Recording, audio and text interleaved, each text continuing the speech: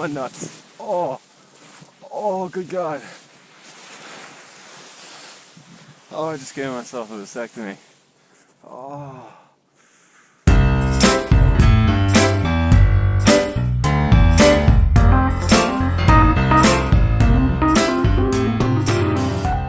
And we're back with another video. Unfortunately, this is going to be another voiceover video. I hope to get a in-flight audio recording, voice recording system rigged up soon, but all this footage is pre-YouTube channel idea, so there's nothing I can really do there. So, my progress since the last video.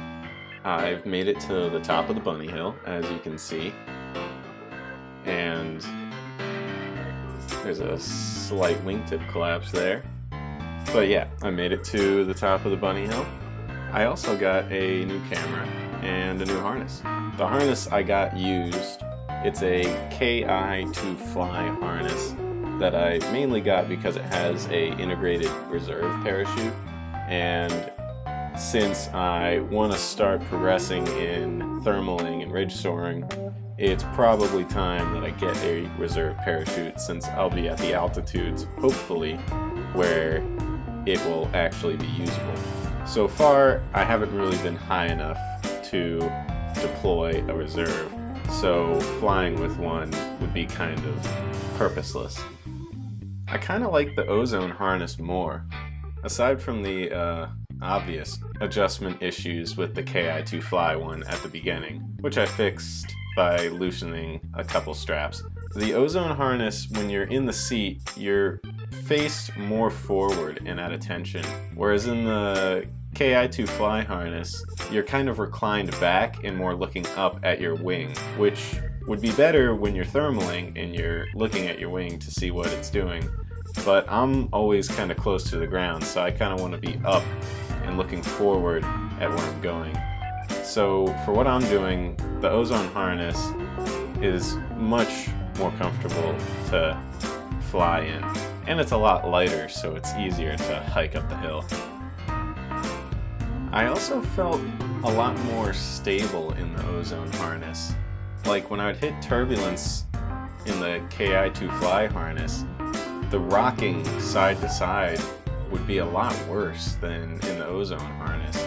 And I don't know what it is about the ozone harness that makes that difference so pronounced, but I took 2 flights on the same day with both harnesses and felt really nervous in the Ki-2Fly one because it was rocking so much, and went up in the ozone harness and hit the same level of turbulence, but didn't rock so much back and forth. I'm not sure if there's an adjustment on the Ki-2Fly harness that maybe gives you more weight shift authority, but makes the turbulence more pronounced. That kind of makes sense in my head. If you know what might be giving me so much trouble, or what to do, let me know in the comments. I'm experimenting with some camera angles here. This is a great one of my ass. I just got this new camera. It's a Rilo 360 camera, and I wanted to get some third-person spooky ghost pole footage of myself.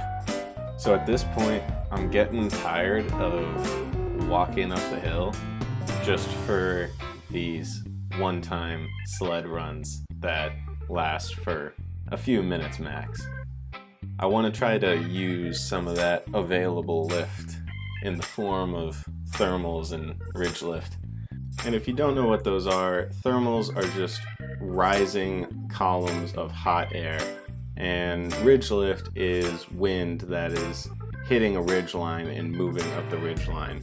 And you can use both these things either by circling inside the thermal to increase your lift, or soaring along the ridge line, staying in the rising air to increase your lift. However, both of these things increase the danger factor, because when you're soaring in ridge lift, there's more mechanical turbulence from trees and mountains that are upwind of you. And when you're flying in thermals, well, thermals are just turbulence in general, because in between the rising air, you have air that's not rising. And when you go in and when you come out, you're going through some turbulent air. Ooh, and let's take a moment to watch this gloriously smooth landing right here. And touchdown.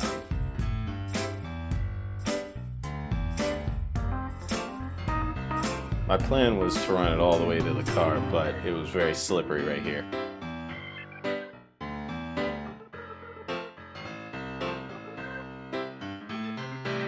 Alright, moving on to the next launch site, which was back home. And this is a really advanced launch site. It's really far out of my skill level right now. And the only reason why I'm there is because it's the closest launch site to where I live. And it's still a 2-hour drive one way. So I gotta drive 4 hours for one day of paragliding. And the next closest one isn't any less advanced. So I'm kinda in a tough spot for finding easy places to paraglide. What makes this launch site so advanced? The first thing is that the launch area is very, very small. You don't have a lot of room side to side or front and back to launch. You basically have to bring the wing up perfectly overhead and then launch in your first few steps. If you don't get it in your first few steps, then you're going into bushes. He's about to touch, I think. Nope, he's still flying. I think he's on the ground. Yep.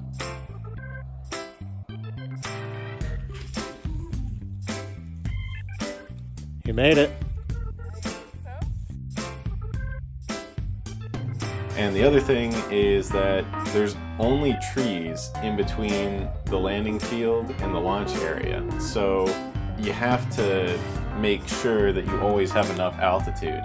And when the wind is dead calm, you have about maybe 200 feet of extra altitude when you get to the landing area. And when the wind starts picking up, your ground speed starts to slow down and that 200 feet starts to disappear pretty quickly. It's almost like on high wind days, you have to use the ridge lift for a little bit to gain some altitude if you want to make it to the launch area. So all these things are not great things for a beginner paraglider, but those were the cards that I'm dealt and I had to play with them, so that's that. But anyway, you're probably wondering, where is Tucker Gott? And I promise he's coming.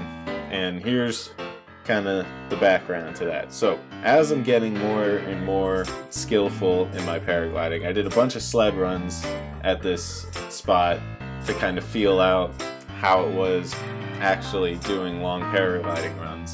And eventually I went out on higher wind days where I was able to actually ridge soar.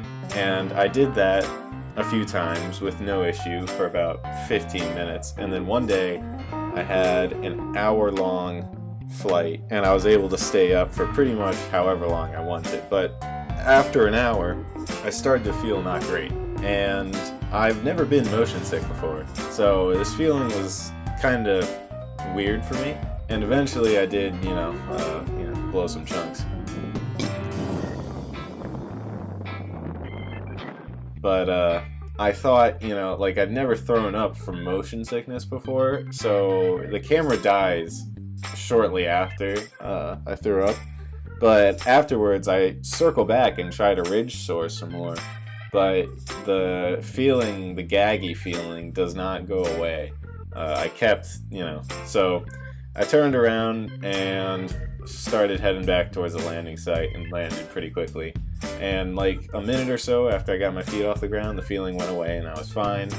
But yeah, so after that, I asked Tucker Gott in one of his Q&A videos if he's ever gotten motion sickness. Way up in the air could cause it pretty easily.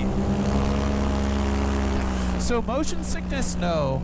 I'm not really the type of person that gets motion sick anyway. I do get dizzy if I do a sat, which is like that crazy spiral thing. I'll come out of it and I'll just be dizzy. And that's kind of sketchy. Never motion sick. Oh, check that out. But I'm hoping that I kind of get used to that, because it'd be a bummer if I couldn't fly for like more than an hour at a time before getting motion sick. So that's my progress for this video. Got a pretty long ridge soaring flight. In the next one, I try to go out and ridge soar again, and I make quite a few mistakes that ends up in me landing in a tree. So stay tuned for that one. It should be out pretty soon since I'm out of school and have a lot of free time. So subscribe, like, favorite, do all the stuff. See you soon.